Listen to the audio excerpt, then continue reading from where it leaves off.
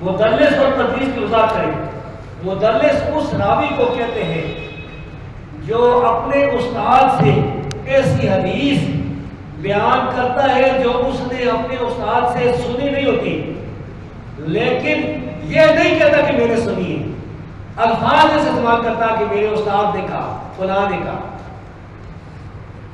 جس طرح ہمارے علاقے میں ایک آدمی نے کہا نا، مدرس ہوتا تھا، وہ مدرس ہے، بات کیا ہوا، ایک آدمی جو ہے نا وہ مکان پر چڑھ گیا اور اپنے بھتیجے کو گالی دینے لگا تھوڑی.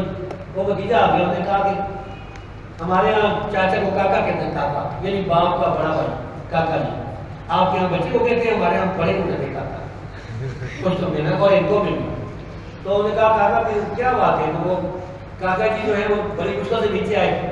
اس نے کہا کہ تو نے مجھے گالیاں دی ہے حضروں کی منڈی میں جا کر. انہوں نے کہا میں نے تو کوئی گالی دی. انہوں نے کہا وہ حیدر کہتا ہے. خیر وہ اس کو لے کر وہ چلے گئے اس آدمی کے پاس جس نے یہ بات کی تھی. اس سے جا کر پوچھا، اس نے کہا کدھر میں نے اپنے چاچا کو گالی دی؟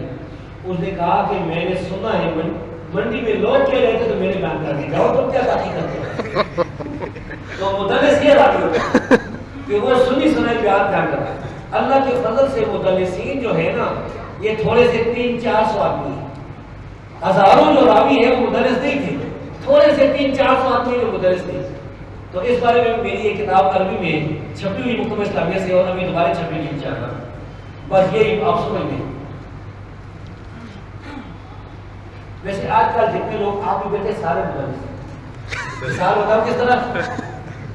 آپ نے کوئی آدمی فضل کر سنتا ہے کہ بے نظیر ماری گئی، ادھر حملہ ہوا بے نظیر ماری گئی، ریڈیو سنتا ہے یا اخبار پڑھتا ہے تو وہ جا کے باہر رہتا ہے جو ملتا کہتا بے نظیر ماری گئی.